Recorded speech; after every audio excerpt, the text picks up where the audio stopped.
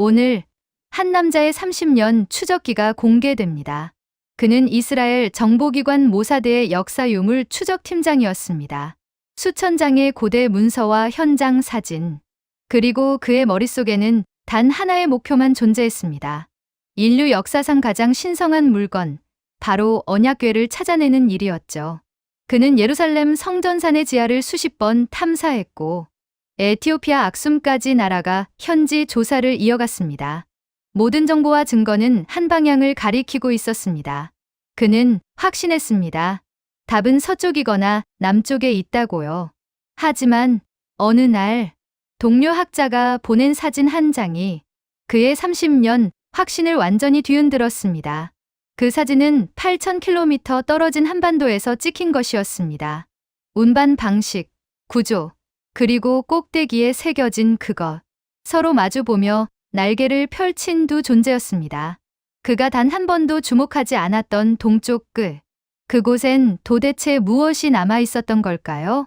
잠깐 1초만 투자해서 좋아요와 구독 눌러주시면 영상 제작에 많은 도움이 돼요. 안녕하세요. 저는 아셰르 레빈이라고 합니다. 저는 이스라엘 정보기관 모사드에서 20년 넘게 근무했던 사람입니다. 제 직책은 역사유물 추적팀장이었습니다. 들어보셨나요? 모사드라고 하면 보통 스파이나 공작을 떠올리시겠지만 저희 부서는 조금 달랐습니다.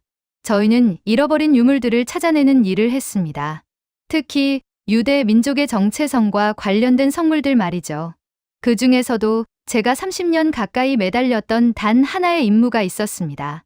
바로 언약궤를 찾는 일이었습니다. 언약궤요. 성경을 읽어보신 분이라면 아실 겁니다.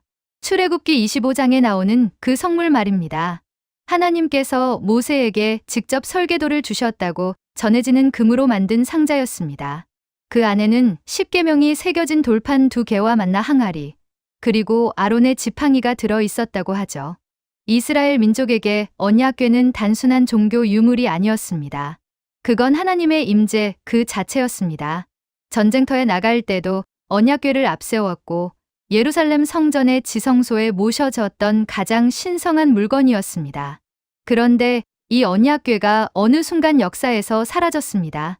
기원전 586년 바빌론의 느부갓네살 왕이 예루살렘을 침공했을 때였습니다.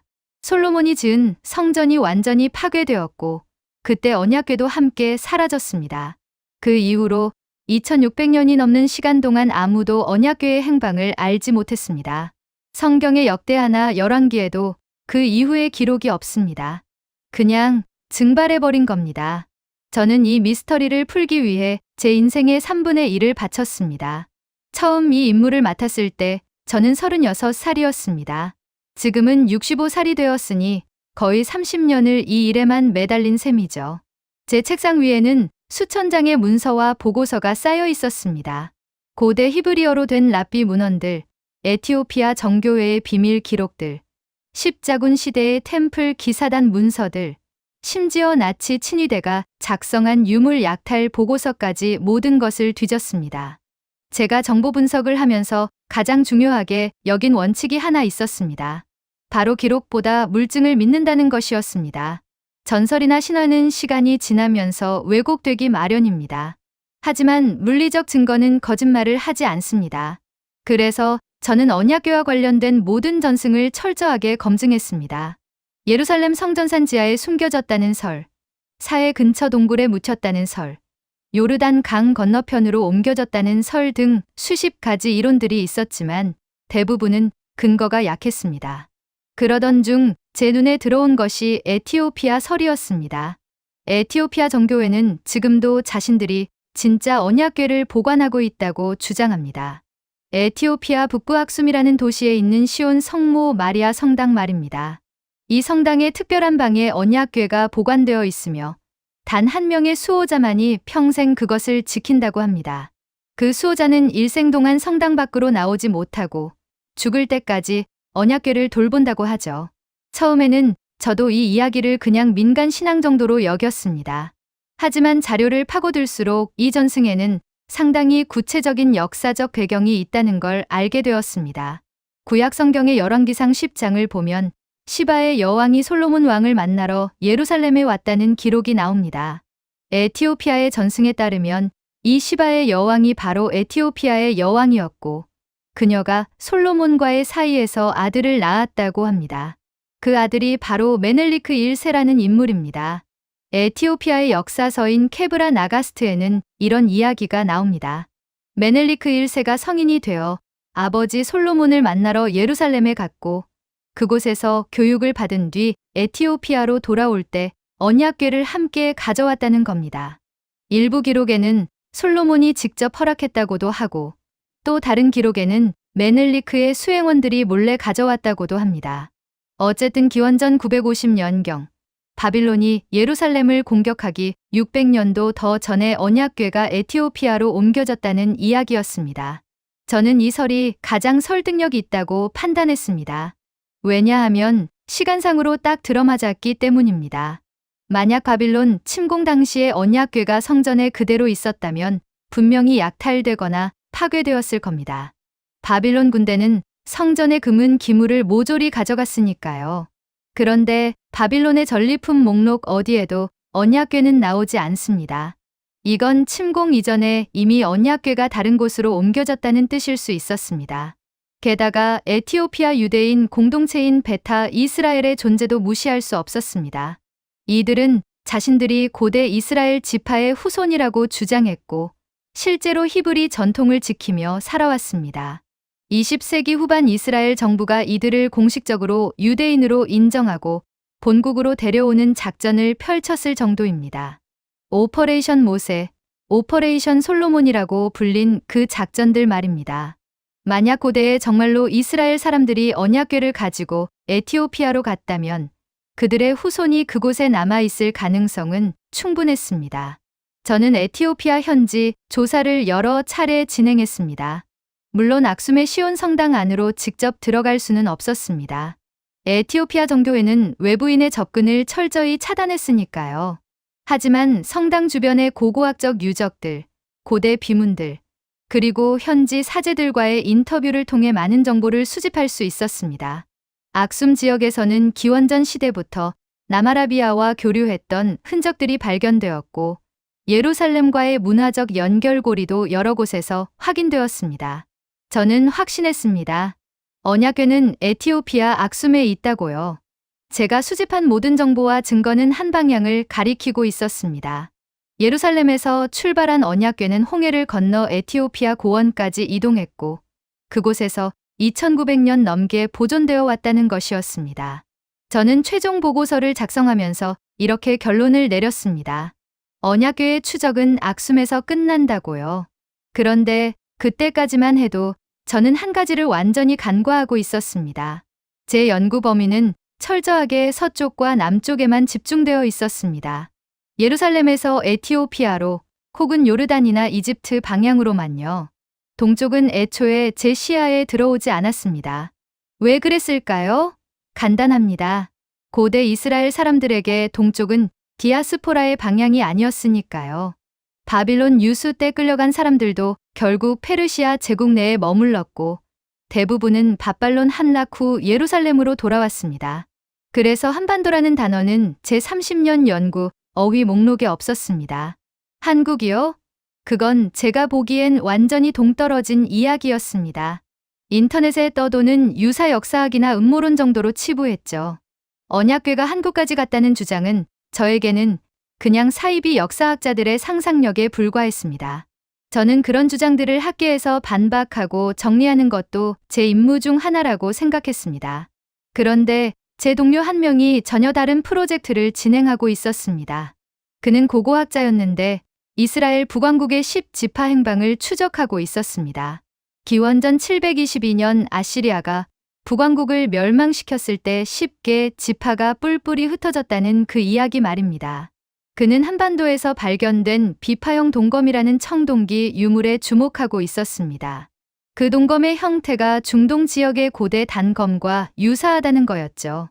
저는 그의 보고서를 가볍게 솔직히 말하면 처음엔 별 관심이 없었습니다. 10지파 이야기도 언약궤만큼이나 오래된 미스터리였지만 제 전문 분야는 아니었으니까요. 하지만 그 보고서 말미에 첨부된 사진 한 장이 제 시선을 붙잡았습니다. 한국의 전통 가마라고 적혀 있었습니다. 양옆에 긴 나무 막대기가 달려 있고 4명의 사람이 어깨에 메고 가는 구조였습니다. 그 순간 제 머릿속에 한 구절이 떠올랐습니다. 출애굽기 25장 14절이었습니다. 그 채를 궤 양쪽 고리에 꿰어 궤를 매게 할지며. 저는 잠시 멈췄습니다. 그리고 다시 그 사진을 봤습니다. 이건 그냥 비슷한 게 아니었습니다. 이건 거의 똑같은 운반 방식이었습니다. 저는 그날 밤 잠을 이루지 못했습니다. 그리고 다음 날 아침, 저는 제 모든 확신을 다시 점검하기 시작했습니다. 저는 그날 이후 제 연구 방향을 완전히 바꿨습니다. 아니, 정확히 말하면 바꾼 게 아니라 확장했다고 해야 맞겠네요. 언약궤가 에티오피아에 있다는 제 확신은 여전했습니다. 하지만 그 확신을 더 견고하게 만들기 위해서는 한국에서 나오는 이상한 주장들을 정면으로 반박해야 한다고 생각했습니다. 그래서 저는 한국 관련 자료를 본격적으로 수집하기 시작했습니다. 반박을 위한 준비였죠. 가장 먼저 한 일은 출애굽기를 다시 펼치는 것이었습니다. 저는 히브리어 원문 성경을 책상 위에 놓고 25장을 정독했습니다. 사실 이 부분은 제가 수백 권도 넘게 읽었던 구절이었습니다. 언약궤의 제작 방법이 아주 상세하게 나와 있거든요. 조각목으로 궤를 만들 때의 길이는 2규빗반, 너비는 1규빗반, 높이도 1규빗반으로 하라고 했습니다. 미터법으로 환산하면 대략 길이 110cm, 너비와 높이는 각각 67cm 정도 되는 크기였습니다. 그리고 그 궤를 안팎으로 순금으로 싸고 위쪽 가장자리에 금테를 둘러야 한다고 했습니다. 뚜껑에 해당하는 속죄소도 순금으로 만들고 그 위에 그룹 둘을 금으로 쳐서 만들라고 했죠.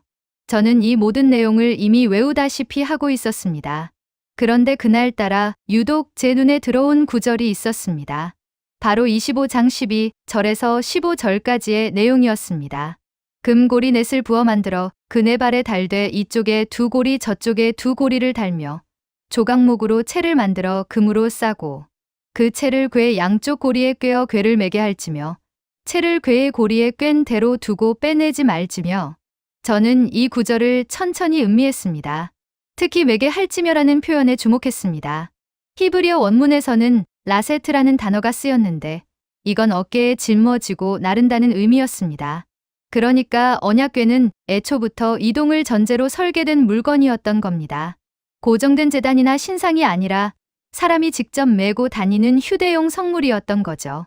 이스라엘 백성이 40년 동안 광야를 떠돌 때 언약궤는 항상 그들과 함께 움직였습니다.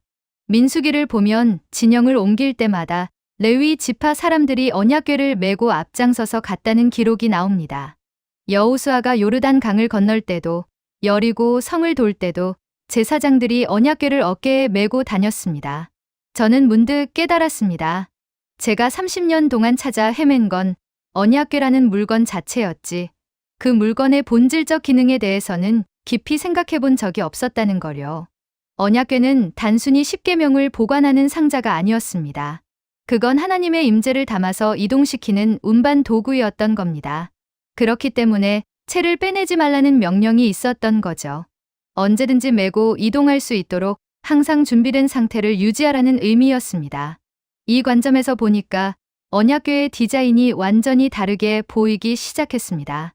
내 모서리의 고리, 그 고리에 꿰는 2개의 긴 채, 그리고 그 채를 어깨에 매는 방식. 이건 단순한 장식이 아니라 정교한 운반 시스템이었습니다. 게다가 성경은 이 채를 절대 빼내지 말라고 명령했습니다. 열왕기상 8장을 보면 솔로몬이 성전을 봉헌할 때 언약궤를 지성소에 안치했는데 그때도 채는 그대로 꿰어져 있었다고 합니다. 성전이라는 고정된 장소에 모셔진 후에도 언약궤는 여전히 이동 가능한 형태를 유지하고 있었던 겁니다. 저는 이 운반 방식을 다른 고대 문명과 비교해보기 시작했습니다. 이집트의 신상들도 축제 때 행렬을 이루며 옮겨졌지만 그들은 배 모양의 가마를 사용했습니다. 바빌론이나 아시리아에서는 신상을 수레에 실어 나르는 경우가 많았습니다. 그런데 이스라엘의 언약궤는 수레도 아니고 배 모양 가마도 아니었습니다. 오로지 사람의 어깨로만 운반되는 구조였습니다. 사무엘하 6장을 보면 다윗이 언약궤를 수레에 싣고 옮기려다가 큰 사고가 난 이야기가 나옵니다. 쏘가 떠는 바람에 궤가 기울어지자 웃사라는 사람이 손으로 궤를 붙들었는데 그 자리에서 즉사했다는 겁니다.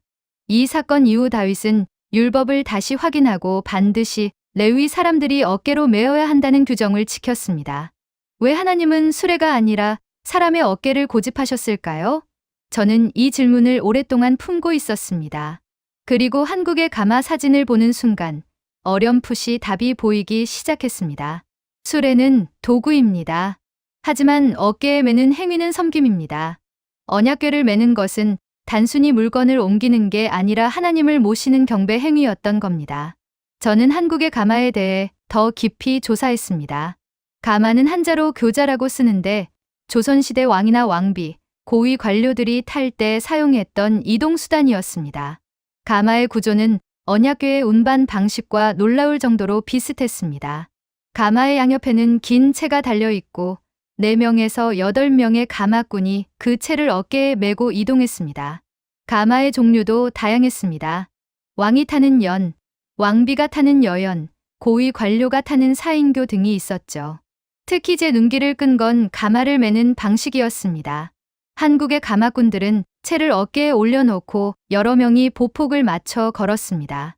이건 성경에서 레위인들이 언약궤를 맨 방식과 정확히 일치했습니다. 민수기 7장을 보면 고앗 자손들이 성물을 메고 다니는데 그들은 어깨로 메었다고 명시되어 있습니다. 히브리어로는 바카테프인데 이건 어깨 위에 올려놓는다는 뜻입니다. 그뿐만이 아니었습니다. 가마를 매는 행위 자체가 한국 문화에서는 대단히 신성한 의미를 가지고 있었습니다. 왕의 가마를 매는 건 단순한 노동이 아니라 왕을 모시는 영광스러운 임무였습니다.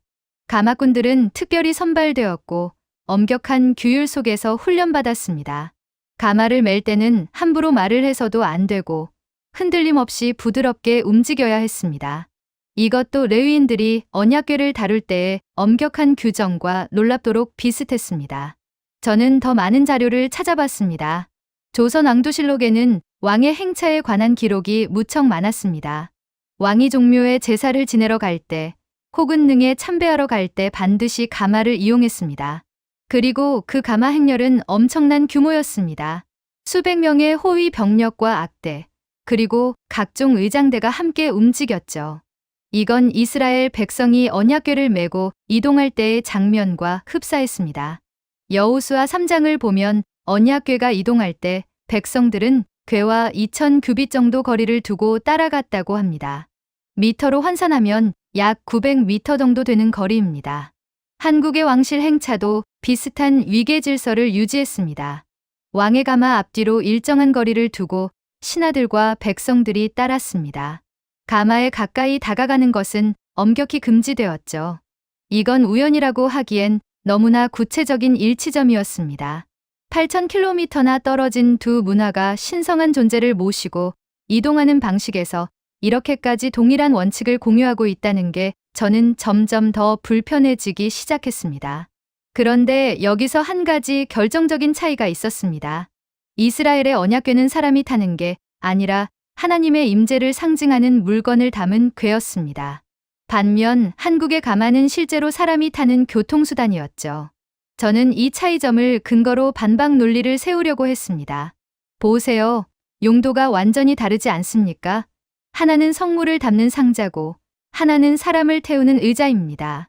겉모습만 비슷할 뿐 본질은 전혀 다른 거라고요. 하지만 제 동료가 보내온 또 다른 자료가 이 논리를 흔들어 놓았습니다. 그는 한국의 제례 문화에 대한 논문을 첨부해서 보냈는데 거기에는 종묘제례라는 의식이 소개되어 있었습니다.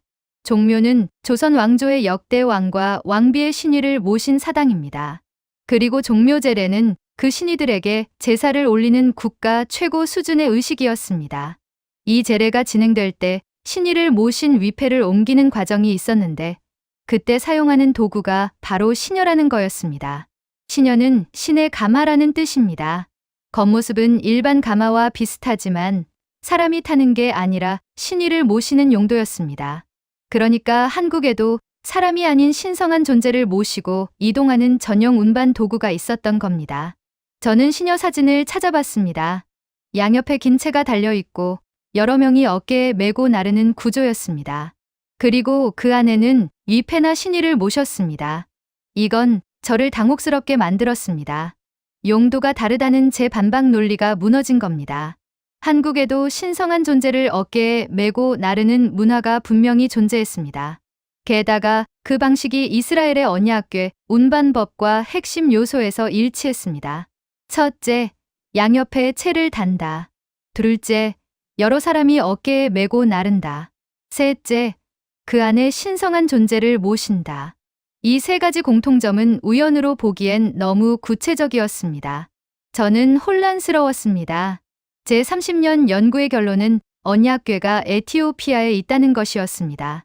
그런데 지금 제 눈앞에는 한국이라는 완전히 예상 밖의 변수가 나타난 겁니다. 에티오피아 설은 역사적 기록과 전승에 기반한 것이었습니다. 솔로몬과 시바 여왕의 이야기, 메넬리크 1세의 전설, 그리고 현재까지 이어지는 악숨 성당의 전통까지. 하지만 한국은 달랐습니다. 한국에는 언약궤에 대한 그 어떤 역사적 기록도 전승도 없었습니다. 단지 운반 방식이라는 물리적 구조만 일치할 뿐이었습니다. 저는 스스로에게 물었습니다. 기록이 중요한가? 아니면 물증이 중요한가? 제 연구 원칙은 항상 물증을 우선시하는 것이었습니다. 그런데 지금 제 앞에 놓인 물증은 제 확신과 정면으로 충돌하고 있었습니다. 저는 밤새도록 고민했습니다. 그리고 다음 날 저는 한 가지 결정을 내렸습니다. 좀 더 깊이 파고들어 보자고요. 운반 방식의 유사성만으로는 부족했습니다. 만약 정말로 연결고리가 있다면 운반 구조 말고도 다른 공통점이 더 있어야 했습니다. 그래서 저는 언약궤의 다른 특징들을 하나하나 점검하기 시작했습니다. 크기, 재질, 장식, 그리고 가장 중요한 요소인 속죄소 위의 두 그룹. 바로 이 마지막 요소가 제 모든 세계관을 뒤흔들어 놓을 줄은 그때 몰랐습니다. 저는 출애굽기 25장 18절부터 22절까지를 다시 펼쳤습니다. 이 부분은 언약궤에서 가장 신성한 부분인 속죄소에 대한 설명이었습니다. 속죄소는 언약궤의 뚜껑인 동시에 하나님께서 임재하시는 자리였습니다. 레위기 16장을 보면 대제사장이 1년에 단 한 번, 속죄일에만 이 속죄소 앞에 나아가 백성의 죄를 위해 피를 뿌릴 수 있었다고 합니다. 그만큼 거룩하고 두려운 장소였던 겁니다. 성경은 이 속죄소 위에 반드시 두 그룹을 만들라고 명령했습니다. 금으로 그룹 둘을 속죄소 양쪽에 쳐서 만들되 그룹들은 그 날개를 높이 펴서 그 날개로 속죄소를 덮으며 그 얼굴을 서로 대하여 속죄소를 향하게 하라고 했습니다. 저는 이 구절을 수도 없이 읽었지만 그날따라 유독 그 얼굴을 서로 대하여라는 표현이 마음에 걸렸습니다. 히브리어 원문을 확인해 보니 이쉬 엘 아이브라고 되어 있었는데 이건 한 사람이 다른 사람을 향하여, 즉 서로 마주보는 자세를 의미했습니다. 그룹은 히브리어로 크루빔이라고 하는데 성경에서 하나님의 보좌를 지키는 천사적 존재로 묘사됩니다. 에스겔서 10장을 보면 그룹에 대한 더 자세한 묘사가 나오는데 4개의 얼굴과 4개의 날개를 가진 존재로 그려집니다. 하지만 언약궤 위의 그룹은 좀 더 단순하게 표현되었을 것으로 학계에서는 추정합니다. 날개를 펼친 인간형 천사의 모습이거나 혹은 날개 달린 사자나 독수리 같은 형태였을 거라고 보는 거죠. 중요한 건 이 두 그룹이 단순한 장식이 아니었다는 점입니다. 출애굽기 25장 22절을 보면 하나님께서 내가 거기서 너와 만나고 속죄소 위 곧 증거궤 위에 있는 두 그룹 사이에서 내가 이스라엘 자손을 위하여 내게 명령할 모든 일을 내게 이르리라고 말씀하십니다. 즉, 두 그룹 사이의 공간이 바로 하나님께서 임재하시는 장소였던 겁니다. 그래서 성경은 여러 곳에서 하나님을 그룹들 사이에 계신 분이라고 부릅니다. 저는 언약궤를 재현한 수많은 사파와 모형들을 검토해 왔습니다. 대부분의 재현물에서 두 그룹은 무릎을 꿇은 자세로 날개를 높이 펼치고 있고 그 얼굴은 서로를 향해 있으면서도 동시에 아래쪽 속죄소를 내려다보는 형태였습니다. 이건 경배와 보호의 자세였습니다. 두 존재가 날개로 신성한 공간을 감싸면서 서로 마주 보며 그 중심을 지키는 구도였던 거죠. 저는 이 이미지를 머릿속에 선명하게 그리고 있었습니다. 30년 동안 수도 없이 본 그림이었으니까요. 그런데 제가 한국 자료를 뒤지다가 상여라는 단어를 발견했을 때 처음에는 그게 뭔지도 몰랐습니다. 상여는 한자로 쌍유라고 쓰는데 죽은 사람을 묘지까지 운반하는 전통 장례 도구였습니다. 장례용 가마라고 보면 됩니다. 저는 처음에 이걸 그냥 넘어가려고 했습니다. 장례 도구가 언약궤와 무슨 상관이 있겠습니까? 하지만 호기심에 상여 이미지를 검색해봤습니다. 그리고 그 순간 저는 제 눈을 의심했습니다. 화면에 나타난 상여의 모습은 제가 상상했던 것과 완전히 달랐습니다. 상여는 단순한 들것이 아니었습니다. 그건 정교하게 조각되고 장식된 하나의 예술작품이었습니다. 그리고 가장 충격적이었던 건 상여 지붕 위에 올려진 장식물이었습니다. 거기에는 두 마리의 새가 조각되어 있었습니다. 저는 화면을 확대했습니다. 그 두 마리 새는 봉황이었습니다. 한국 전통 문양에서 봉황은 상서로운 영물로 여겨지는 상상 속의 새입니다. 중국 문화권에서도 봉황은 황제를 상징하는 용과 함께 최고의 권위를 나타내는 존재였죠. 그런데 놀라운 건 그 형태가 아니라 배치였습니다. 두 마리의 봉황은 상여 지붕 위에서 서로 마주 보고 있었습니다. 그리고 그들의 날개는 활짝 펼쳐져 있었습니다. 저는 손이 떨리기 시작했습니다. 더 많은 이미지를 찾아봤습니다. 상여는 지역마다 형태가 조금씩 달랐지만 공통적인 특징이 있었습니다. 지붕 위에는 거의 대부분 두 마리의 새 장식이 있었고 그 새들은 용이나 봉황 혹은 학 같은 신성한 존재들이었습니다. 그리고 놀랍게도 그들은 거의 예외 없이 서로 마주보는 자세를 취하고 있었습니다. 저는 출애굽기 25장을 다시 펼쳤습니다. 그 얼굴을 서로 대하여 그리고 상여 사진을 다시 봤습니다. 서로 마주보는 두 마리의 봉황. 이건 우연일 수가 없었습니다. 위치도 똑같았습니다. 언약궤의 두 그룹은 속죄소 위, 즉 궤의 뚜껑 위에 있었습니다. 상여의 두 봉황도 관을 덮는 지붕 위에 있었습니다. 둘 다 최상단에 배치되어 있었던 겁니다. 저는 더 깊이 파고들었습니다. 상여의 구조를 분석해보니 놀라운 사실들이 계속 드러났습니다. 상여는 크게 세 부분으로 구성되어 있었습니다. 맨 아래는 관을 올려놓는 평상 부분, 중간은 지붕과 기둥으로 이루어진 집 모양의 구조물, 그리고 맨 위는 두 봉황 장식이었습니다. 그리고 이 전체 구조물 양옆에는 긴 채가 달려 있어서 여러 명이 어깨에 메고 나를 수 있게 되어 있었습니다. 언약궤도 비슷한 3층 구조로 볼 수 있었습니다. 맨 아래는 10계명 돌판을 담은 궤의 본체, 중간은 금으로 싼 뚜껑인 속죄소, 그리고 맨 위는 두 그룹이었습니다. 그리고 양옆에는 채를 꿰 수 있는 고리가 달려 있었죠. 구조적 유사성이 너무나 명확했습니다. 저는 이걸 어떻게 받아들여야 할지 혼란스러웠습니다. 더 충격적인 건 상여가 사용되는 맥락이었습니다. 상여는 단순히 시신을 옮기는 도구가 아니었습니다. 한국 전통 사회에서 죽음은 이승에서 저승으로 넘어가는 신성한 통과 의례였습니다. 그래서 상여 행렬은 매우 엄숙하고 장엄한 의식이었습니다. 상여를 매는 사람들을 상두꾼이라고 불렀는데 그들은 상여소리라는 독특한 노래를 부르며 발걸음을 맞췄습니다. 이 노래에는 죽은 이의 넋을 위로하고 저승길을 축원하는 내용이 담겨 있었습니다. 저는 문득 레위인들이 언약궤를 맬 때의 모습을 떠올렸습니다. 그들도 특별한 노래를 불렀습니다. 시편 중에는 성전에 올라갈 때 부르는 노래들이 있는데 이걸 성전 올라가는 노래 또는 순례자의 노래라고 부릅니다. 시편 120편부터 134편까지가 여기에 해당합니다. 이스라엘 백성들은 언약궤를 모시고 이동할 때 이런 시편들을 불렀을 가능성이 큽니다. 역대상 15장을 보면 다윗이 언약궤를 예루살렘으로 옮길 때 레위 사람들에게 노래하며 큰 소리로 즐거이 외치라고 명령한 기록이 나옵니다. 노래를 부르며 신성한 것을 메고 나른다. 이 공통점도 우연이라고 하기엔 너무 구체적이었습니다. 저는 점점 더 깊은 혼란에 빠져들었습니다. 제 30년 연구는 에티오피아를 가리키고 있었습니다.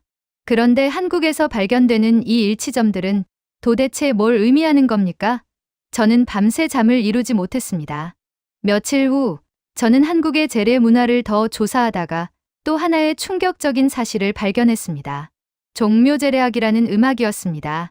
이건 조선시대 왕실에서 조상 신유에게 제사를 지낼 때 연주하던 음악이었는데 유네스코 인류무형 문화유산으로 등재되어 있을 정도로 역사적 가치를 인정받고 있었습니다.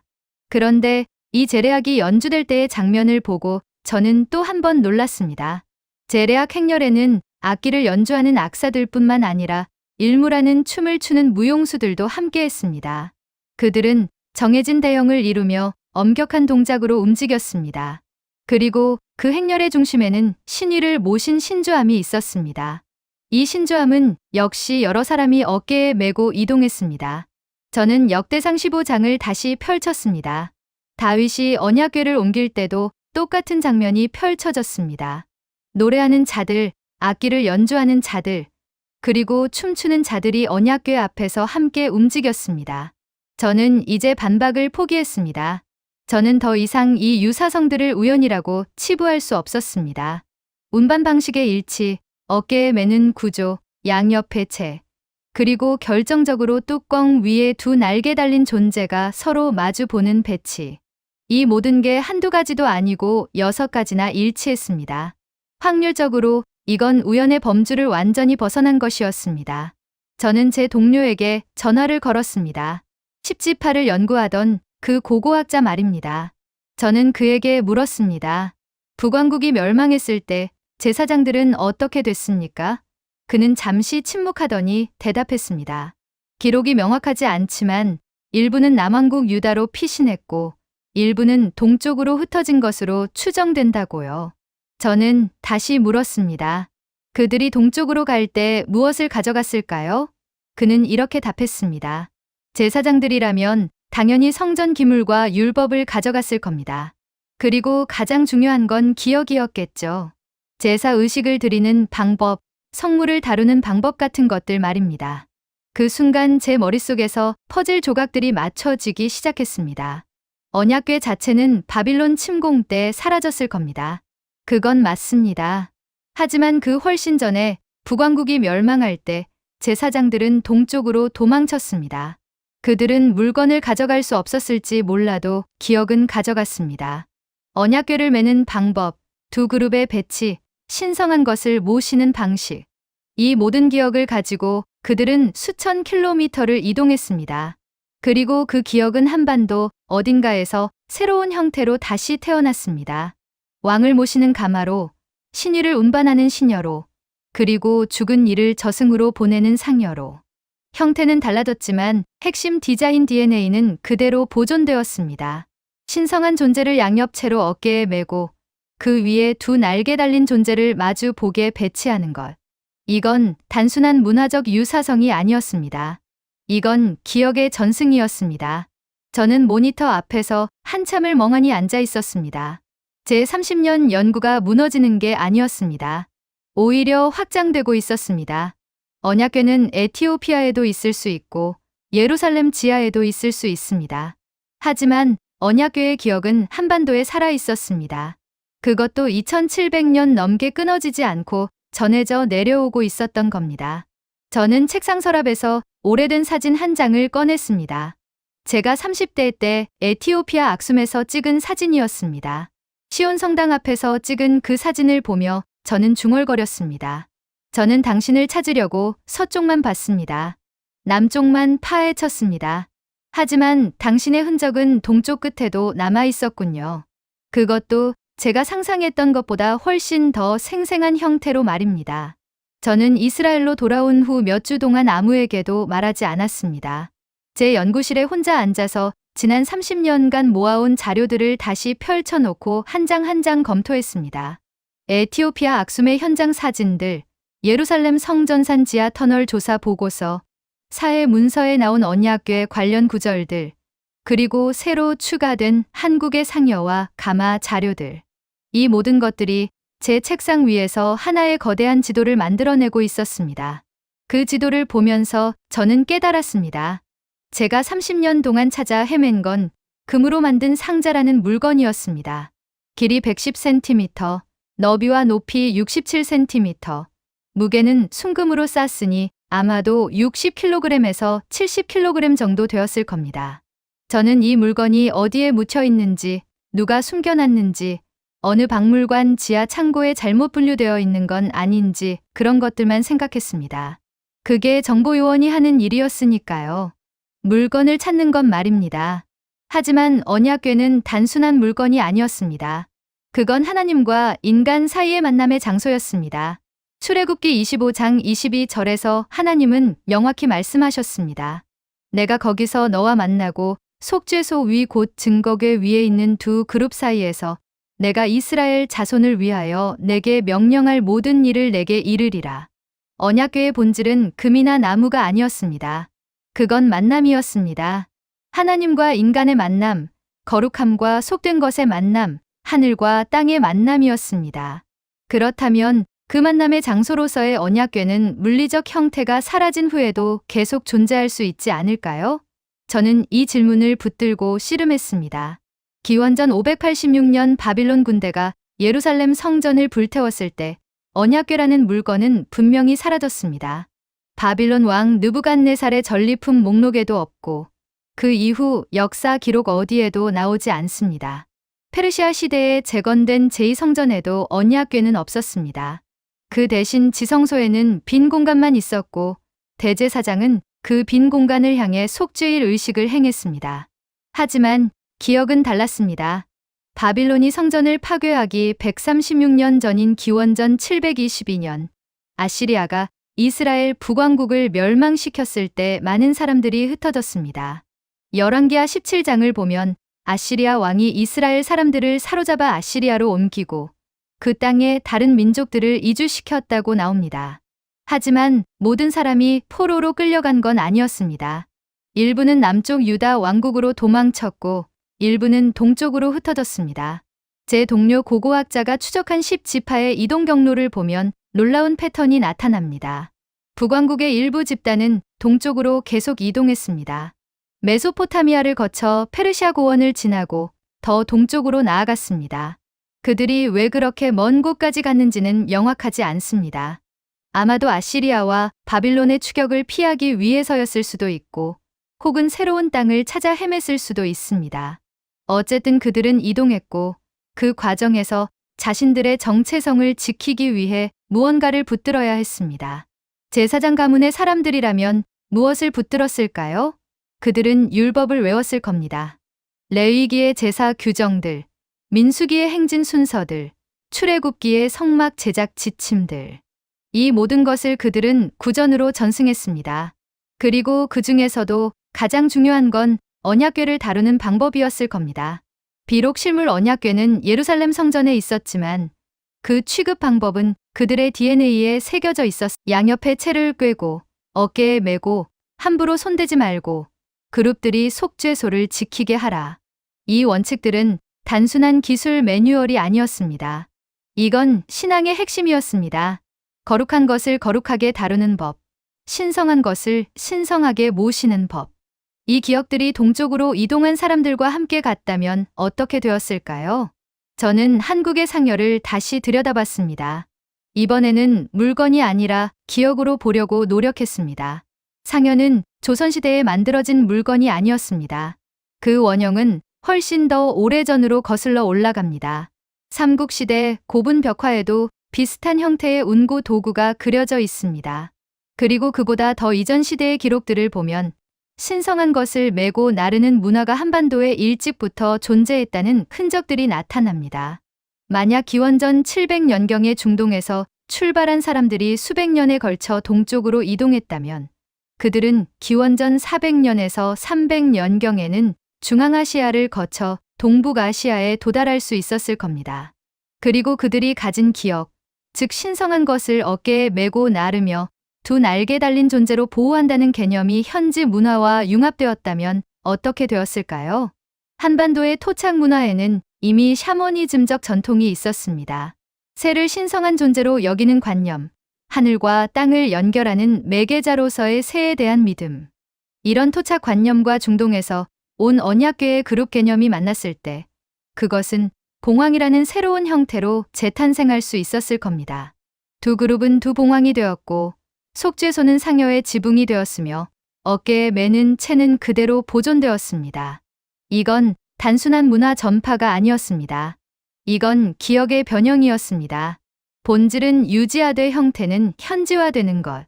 그래서 한국 사람들은 언약궤라는 단어를 몰랐지만 언약궤의 핵심 원리는 알고 있었던 겁니다. 신성한 존재는 함부로 다루면 안 되고 반드시 정해진 방식으로 모셔야 하며 그 위에는 날개 달린 보호자들이 있어야 한다는 것 말입니다. 저는 종묘제례 영상을 다시 봤습니다. 신주함을 메고 가는 사람들의 엄숙한 표정, 정확하게 맞춰진 발걸음, 그리고 그 주변을 감싸는 음악과 춤. 이 모든 것이 레위기 9장에 나오는 제사 규정들과 겹쳐 보였습니다. 물론 외형은 완전히 달랐습니다. 한국의 제례는 유교적 형식을 따르고 있었고 사용하는 악기도 음악도 히브리 전통과는 전혀 달랐습니다. 하지만 그 이면에 흐르는 정신만큼은 놀라울 정도로 비슷했습니다. 제사를 지낼 때는 반드시 정결해야 하고 정해진 순서를 따라야 하며 함부로 해서는 안 된다. 신위 앞에서는 경건해야 하고 음악과 춤으로 정성을 표현하며 신성한 공간과 속된 공간을 명확히 구분해야 한다. 이 모든 원칙들이 레위기와 민수기에 나오는 성막 제사 규정과 일치했습니다. 2700년의 시간과 8000km의 거리를 넘어서 같은 정신이 살아 숨 쉬고 있었던 겁니다. 저는 마침내 이해했습니다. 언약궤를 찾는다는 건 금상자를 찾는 게 아니었습니다. 그건 기억을 찾는 일이었습니다.